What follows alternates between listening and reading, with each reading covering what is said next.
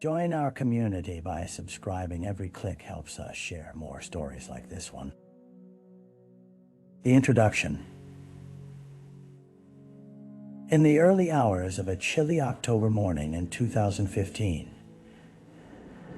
the small town of Maplewood stirred from its slumber, unaware that it would soon be thrust into the spotlight of a chilling mystery. Nestled in the heart of the Midwest, Maplewood's quaint tree-lined streets and charming storefronts offered a sense of safety and serenity that could only be found in small-town America. For residents like Julie Peterson, a single mother of two, life revolved around family and community. That fateful morning, Julie's routine would be shattered. As she prepared breakfast for her children, the familiar sounds of their laughter echoed throughout their modest home.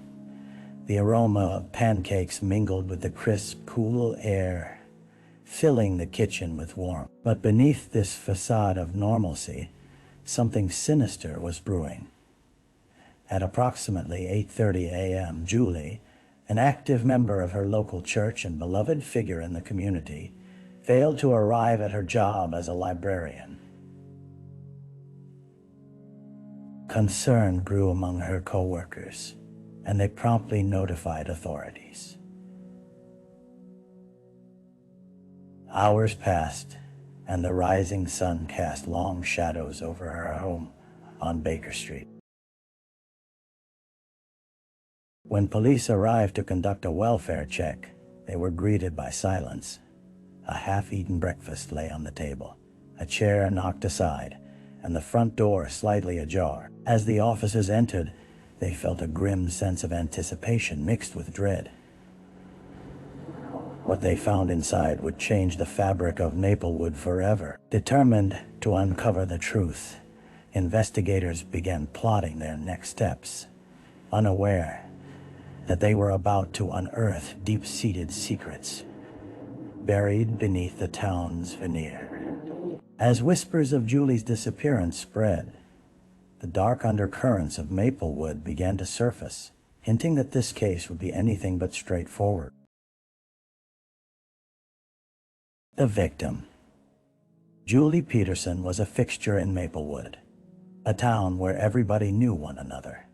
Her warm smile and open heart made her approachable, the type of person that made even a stranger feel at home. A native of Maplewood, she had moved away for college, but returned after the birth of her children, looking to provide them with the same idyllic childhood she had known. At 34, Julie was a complex blend of resilience and vulnerability. In the years following her divorce from David Peterson, a tumultuous union marked by frequent arguments and emotional distance, she threw herself into her community and family life. Her two children, 8-year-old Liam and 6-year-old Ava, were her utmost priority. Friends often remarked how Julie seemed to juggle parenting and her commitments at the library with grace, never letting her struggles resurface to the public eye. Outside her work, Julie was passionate about literacy, starting after-school reading programs and storytelling nights for local kids. The library was her sanctuary, filled with laughter and the rustle of pages. But beneath her committed exterior, Julie had endured battles that few knew about. Struggling financially, she often worried about making ends meet, her alimony insufficient to cover the monthly bills. As investigators pored over her life choices, they uncovered a constellation of relationships surrounding her. Close friends described her as fiercely loyal yet apprehensive, holding the weight of past betrayals tightly guarded. Her complex relationship with her ex-husband added another layer of intrigue. Though they had shared custody, David's unpredictable nature and episodes of jealousy often created tension, leading to whispers that lingered within the community like shadows in a forgotten alley. As investigators reviewed social media posts and interviewed friends and family, They aimed to create a fuller picture of Julie beyond the headlines. What they discovered would raise questions about possible motives, hidden conflicts, and an undeniable fact. Julie Peterson was more than a single mother. She was a woman with a rich, albeit troubled, history that could unravel in the wake of her dramatic disappearance. The crime scene. As officers stepped into Julie's home, the haunting silence enveloped them, broken only by the faint creaking of the floorboards beneath their feet. The bright morning light filtered through sheer curtains, casting a stark contrast against the disarray visible within. The kitchen was a chaotic vignette of the life Julie once led. Pancakes lay cold on the plates, maple syrup pooling like a guilty secret. A children's drawing, magnetized to the fridge, seemed to mock the very idea of normalcy. The crayon colors vibrant against the dull backdrop of the day. Investigators scanned the scene with meticulous care, noting the overturned chair at the table. It seemed to suggest a hurried exit, or perhaps a moment of chaos. The front door, still ajar, hinted at something more ominous. Was she taken against her will? The officers moved further into the home, their instincts heightened. The living room bore telltale signs of a typical family life. Scattered toys, a well-worn sofa, family photos on the walls capturing the joy of vacations and birthdays. Yet lurking beneath this facade of everyday existence was an unsettling feeling that something was amiss. No signs of a struggle presented themselves in the common areas of the house, which raised unsettling questions. Could Julie simply have walked away? Or was something darker at play? In the bathroom, one detail stopped investigators in their tracks. The sink held a half-used bottle of tranquilizers prescribed to Julie, left conspicuously next to her daily routine items, a reflection of her inner turmoil that began to paint a disturbing portrait of her life. They meticulously collected it alongside other potential evidence. Outside, the neighborhood began to awaken to the murmurs of law enforcement gathering. Neighbors exchanged worried glances, their faces etched with confusion. In a town where everyone felt connected, the notion that one of their own could vanish triggered a ripple of anxiety. As news spread, the conversations grew heavier, filled with speculation. Was it a simple disappearance? An accident? Or had the intricate web of relationships woven into Julie's life pulled her into peril? The investigation was in its nascent stages, but every layer peeled back revealed deeper complexities, beckoning detectives to delve into the shadows lurking just beneath the surface. The early investigation.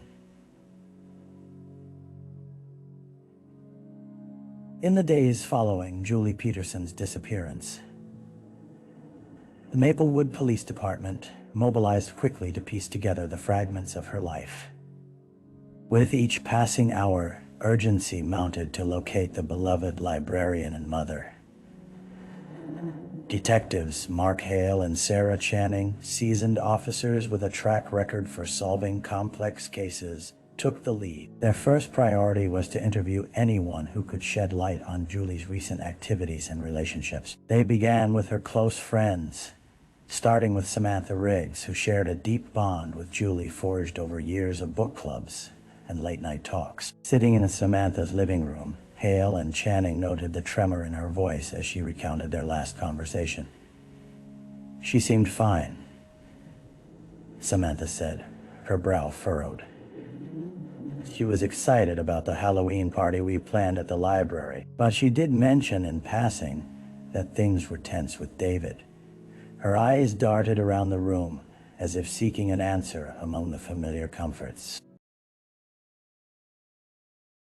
With this lead in hand, the detectives turned their focus on David Peterson, a man whose presence loomed over Julie's life like a dark cloud. David's behavior had raised eyebrows within their social circles. They found him at his modest apartment, pacing anxiously. Concerned. "I haven't heard from her since last night," he said, feigning disbelief. "I can't imagine she just appeared. We had plans for the kids. This isn't like her." Detectives observed a slight shifting in his demeanor, a subtle unease that felt discordant with his words. They noted how he avoided eye contact and frequently ran his fingers through his hair, a classic sign of anxiety. Their instincts told them there was more hidden beneath his charm than he was willing to reveal. After the questioning, detectives turned to Julie's digital footprint. They combed through her social media accounts, emails, and text messages, searching for anything that might indicate her state of mind leading up to her disappearance. What they discovered sent a chill down their spines. Julie's once cheerful posts were interspersed with anxious messages to friends, revealing concerns about her safety. As the investigation deepened, the officers grew increasingly aware that Maplewood was harboring dark secrets beneath its serene exterior. Tension hung in the air, a growing realization that each person interviewed might hold a piece of the puzzle and that the truth of Julie's fate was drawing closer with each passing day. The clock was ticking, and their time to find her was running out. The dead ends. As the investigation into Julie Peterson's disappearance progressed, the initial fervor slowly transformed into a gripping stagnation. Days turned into weeks, and with each passing moment, the hope of finding her began to wane. Detectives Hale and Channing found themselves facing the harsh reality of dead ends, a sensation that gnawed at their resolve. Multiple leads had surfaced but quickly fizzled out. The town buzzed with speculation, each whisper seeming more frantic than the last. Several witness sightings reported a woman resembling Julie in the diner across town or walking her dog near Maplewood Park, but each tip led investigators on fruitless chases across the town. Even a crucial follow-up with David turned frustrating. He had promised to provide them with any additional evidence from the day before Julie went missing. Screen time limits for the children, game receipts for their planned activity at his alibis perpetually seemed one step ahead, murky and unsubstantiated. As days piled upon days, he oscillated between desperation and anger, showing flickers of annoyance during repetitive questioning. "I told you I was at work."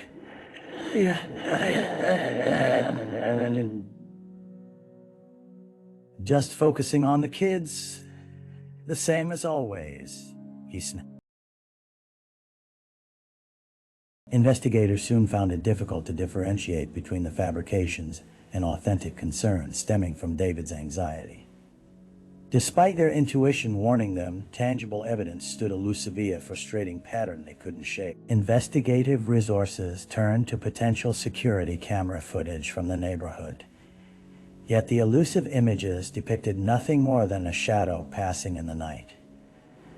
Digging deeper, detectives interviewed Julie's coworkers. While they painted a picture of a supportive workplace, they hinted at whispers of unresolved conflicts surrounding inappropriate remarks from a colleague. But as they explored this lead, it soon vanished into obscurity without resolution or witness to corroborate. Tensions heightened among local police, their frustration mirrored in the community's response. The mounting anxiety took on a life of its own. With each moment of silence between leads, skepticism grew. Fingers began pointing toward a perceived lack of urgency in police work. The heart of Maplewood, once a close-knit haven, now felt a crack forming. Hale and Channing found themselves on a precipice, battling not only the sands of time, but the surging pressure to deliver answers. With each barren avenue they followed, the fear that Julie might be beyond reach seeped further into their consciousness, prompting the unsettling question: had they missed something pivotal, hidden in plain sight all along? A break in the case.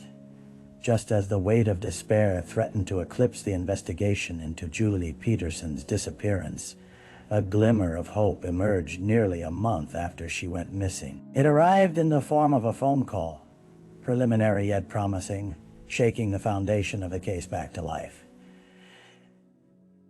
Detective Hale was surveying the latest batch of tips when his cell phone buzzed with a number he didn't recognize. "Detective Hale," he answered. Curiosity mingled with a hint of skepticism. A voice on the other end introduced herself as Brenda, a local waitress who worked nights at the Twin Pines diner. "I think I might have seen something," she said, her tone laced with urgency. The diner had become a gathering spot following Julie's disappearance, its booths buzzing with gossip and concern. Brenda explained that she had served a woman resembling Julie just a few nights before. She seemed off. Brenda recalled, her voice trembling ever so slightly. "I overheard her arguing on the phone with someone. She kept looking over her shoulder like she was being watched." Immediately,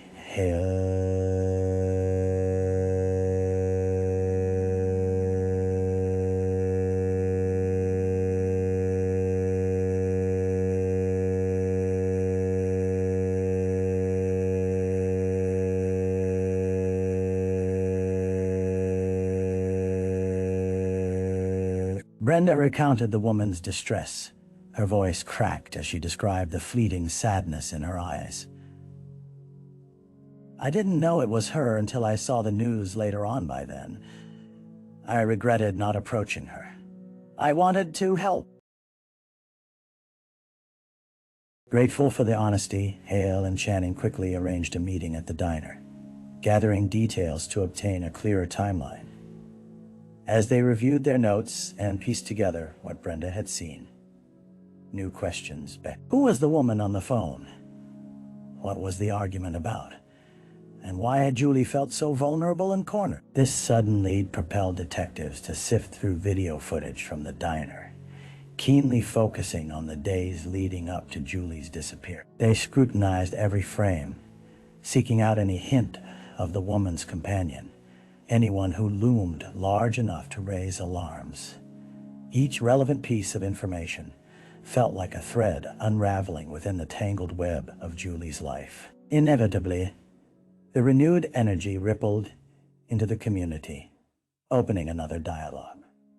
Neighbors, now galvanized, began to recall slight abnormalities from those days' conversations, cut short, uncharacteristic visitors, and the mounting sense of unease. As pieces began to fit together, Hale and Channing felt a surge of determination.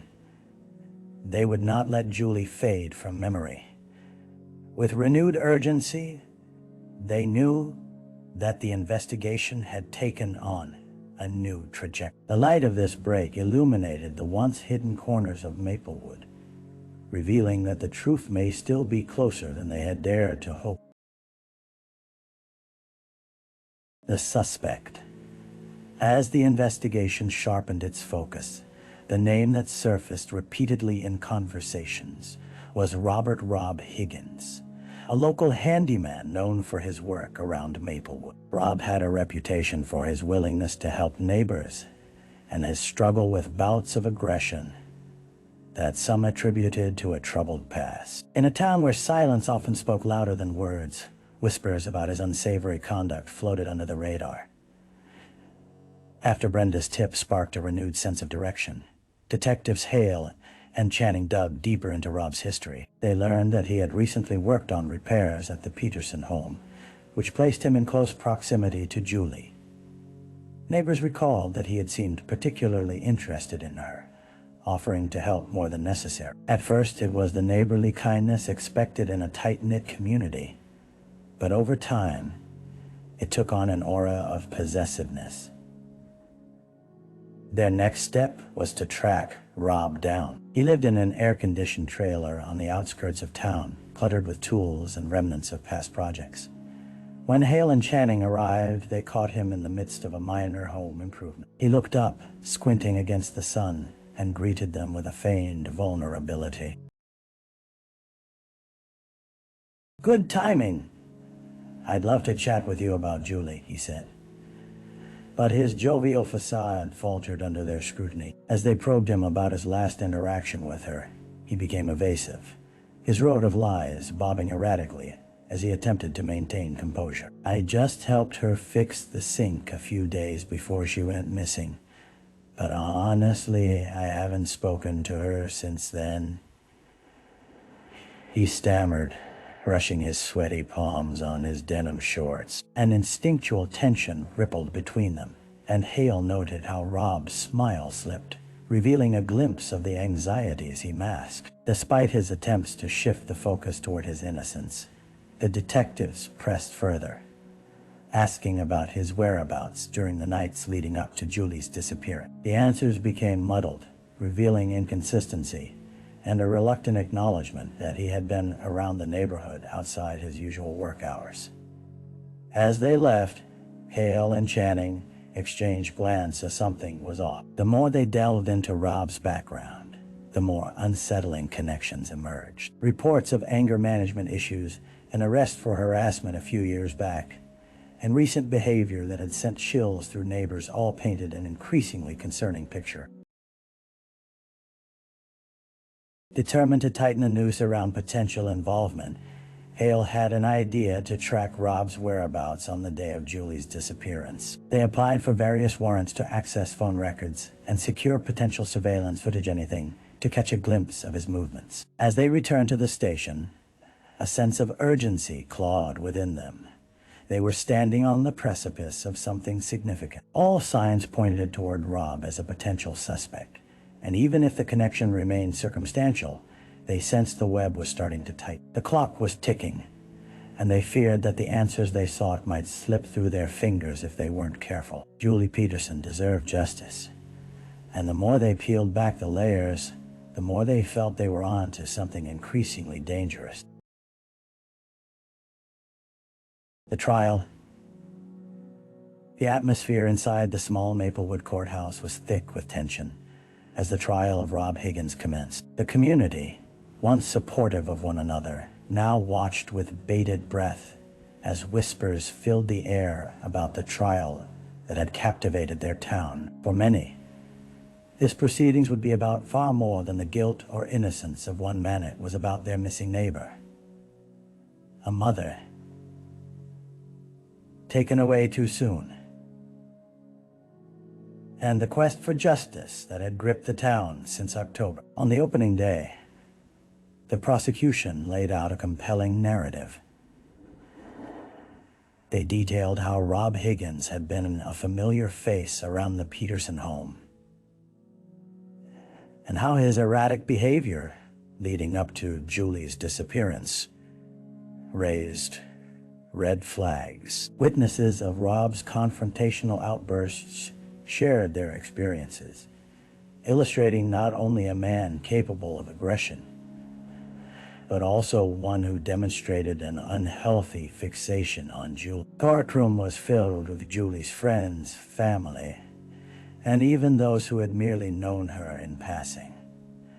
They shared tears, anxious glances, and silent prayers, all eagerly longing for closure. As they listened, details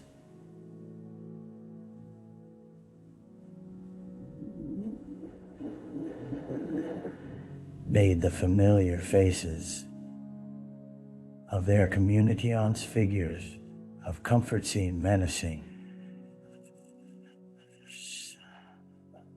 Under the scrutiny of the law, the prosecution painted a vivid picture of the last days leading up to Julie's disappearance, the arguments, the disturbed phone calls, and Rob's increasingly possessive nature. By presenting surveillance footage showing Rob's truck near the Peterson home late into the night of October 13th, they built their case that he had been intimately involved in Julie's final hours. But the defense was prepared to counter with a gripping narrative of their own.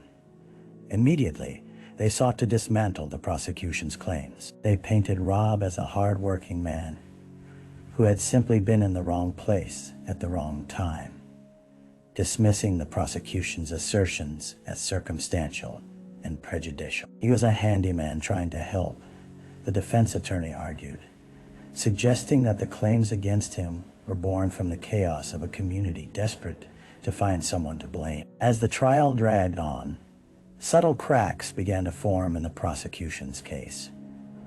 Cross-examinations revealed inconsistencies in witness testimonies, and moments of confusion within the timeline allowed doubt to seep into the minds of the jurors. Would the real killer still walk free? The community began to wonder. Outside the courthouse, emotions ran high.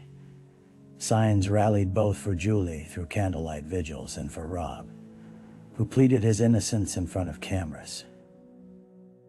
The town that had once pulsed with life now held its breath, waiting for a verdict. On the final day, as the jury deliberated, time felt like molasses. To many, the outcome felt ironic. Justice was sought in a place that had fostered nurturing relationships, now consumed by suspicion and fear. Maplewood had been changed forever, and everyone sensed it. When the verdict was finally announced guilty on all counts, a murmur rippled through the gallery. Family and friends of Julie embraced, releasing the pent-up emotions that had yearned for recognition for so long. There was still a long road ahead, as fractures persisted within the community. But for the first time in months, a sense of clarity washed over them. Rob Higgins was sentenced to life in prison without parole. But healing would take long. Maplewood had been forged into a different entity entirely. It was a town forever marked by tragedy, but one now also bound together by the shared commitment to remember and cherish the life of Julie Peterson, for whom they had fought so fiercely. Justice had prevailed, but the lingering memory of loss would shape the contours of their days to come. The aftermath. In the wake of Rob Higgins' conviction, a heavy silence settled over Maplewood. The town that had once thrived on laughter and community, events now grappled with an unresolved sense of unease. Though justice had been served, the process left scars that would take time to heal. Julie Peterson's absence was profoundly felt, with the void echoing through her children's lives. Liam and Ava, once the epitome of innocence, now navigated a world without their mother. Friends banded together to support the children, establishing a fund in Julie's memory, which aimed to offer emotional counseling and assistance for healing. They decorated a new reading nook at the library in her honor, but even as they celebrated her legacy through action, grief remained a tenacious companion. Detectives Hale and Channing returned to their routine, yet their hearts were weighed down by the lasting impact of the case. Every phone call, every missing person report, echoed Julie's case, a haunting reminder of the unresolved emotions that wound like barbed wire through the community spirit. They often met for coffee after work, allowing the intricate details of the case to spill over casual conversation as they attempted to make sense of the turbulence they'd witnessed. Meanwhile, the local church held a town gathering to promote Hilinga collective step towards finding solace amidst the chaos. Flickering candles illuminated the faces of attendees as stories flowed, becoming a tapestry of memories celebrating Julie's life and the bonds of community resilience. People hugged tightly, recognizing that they had weathered the storm together, but the aftermath reminded them that safety could no longer be taken for granted. In the months to follow, Maplewood began to rebuild, slowly reclaiming pieces of its identity.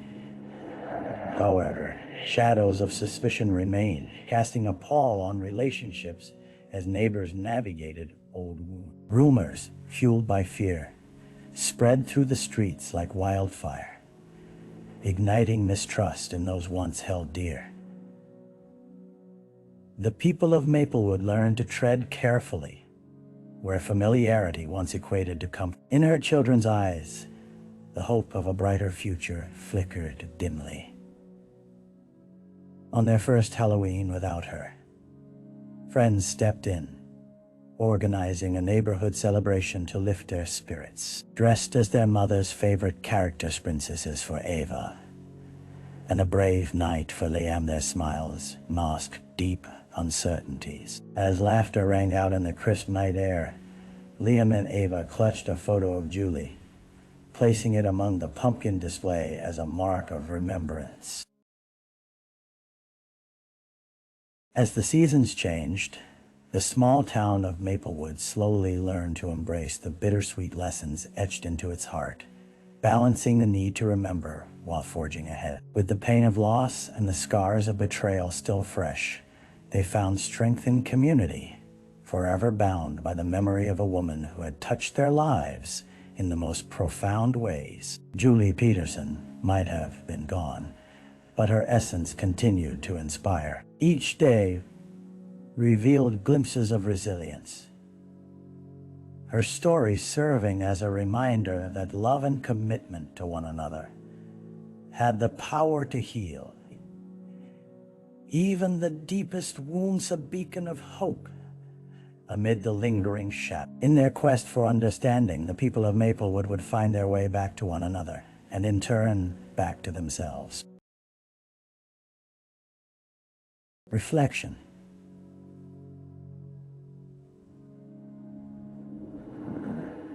The passage of time rendered the days sharp and vivid, the echoes of tragedy never fully fading, but instead weaving into the fabric of the community story. With each season's change, the town transformed alongside the memories they cherished of Julie Peterson.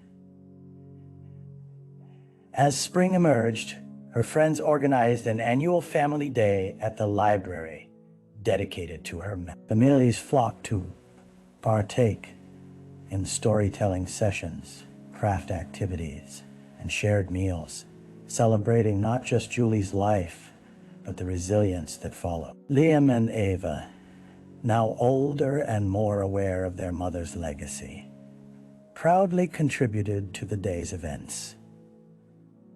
Their laughter resonated with the warmth of old friendships and new connections, breathing life into the notion of community healing. For detectives Hale and Channing, the case and its aftermath served as a perpetual reminder of the vulnerability of even the strongest bonds.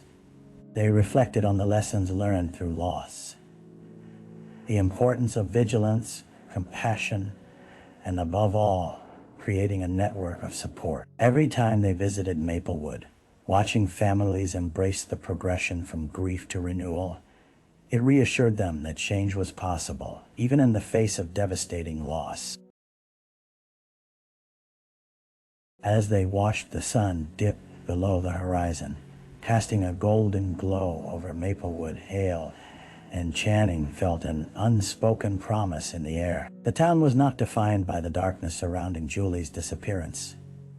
Rather, it was defined by the resolve, the understanding that while the past could not be rewritten, the future could evolve into something more beautiful, woven into something more beautiful. Understanding that love could thrive even in the wake of tragedy.